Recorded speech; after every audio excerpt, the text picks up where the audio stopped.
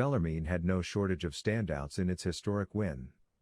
Junior guard Dylan Penn became the program's first player to crack 20 points in Division I, as he tallied 22 on 10 of 15 shooting with 5 assists. Sophomore guard Alec Freeman delivered the team's first ever DI double-double, not to mention his first career double-double, after amassing 14 points and 14 rebounds.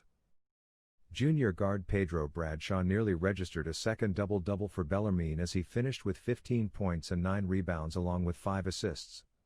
Senior forward Ethan Claycomb was Bellarmine's fourth double-figure scorer with 12, and sophomore forward Sam DeVault didn't miss a shot, hitting 3 out 3 field goals, 2 of 2 free throws, in scoring 8 points. At the 16:21 mark in the first half, Bellarmine grabbed its first ever lead in a D1 game at 7-6 on a preem basket. The Knights' first double-digit advantage, at 21-10, came less than 9 minutes into the contest on Penn's second three-pointer. Bellarmine would lead by 15 on several occasions before halftime, the last on Penn's 17th point before halftime. Howard got within 45-35 of Bellarmine at the intermission, but Bradshaw drilled a three-pointer to open the second half and found sophomore forward Nick Thalen for a basket to push the lead right back to 15. The Bison sliced their deficit to 8 about 5 minutes into the half, but the Knights promptly responded with a 7-0 run capped by Claycomb's three-pointer.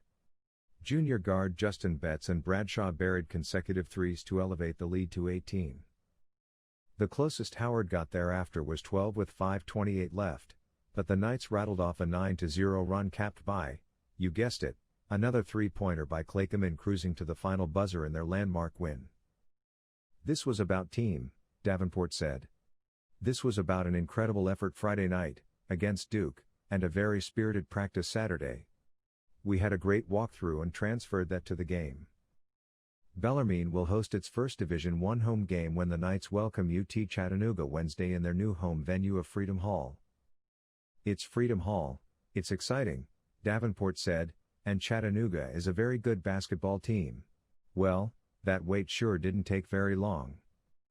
In its second game at the highest NCAA level, the Bellarmine University men's basketball team notched its first ever Division I victory, as 4 Knights scored in double figures Sunday night in an 84-63 triumph over Howard at Burr Gymnasium. The win marked the first in D1 for any Bellarmine team formerly associated with Division II. "This is a night they're never going to forget the rest of their life," Knights coach Scott Davenport said, "and that doesn't happen often." The game against 0-4 Howard represented the second and final contest of the Mako Medical Duke Classic for 1-1 Bellarmine, which opened its season Friday against number 6 Duke at Cameron Indoor Stadium. The formula for success must have looked familiar to Bellarmine fans who watched the Knights dazzle in Division II for the last decade plus. Bellarmine shot 52.7% and dished out 20 assists on 29 field goals against Howard.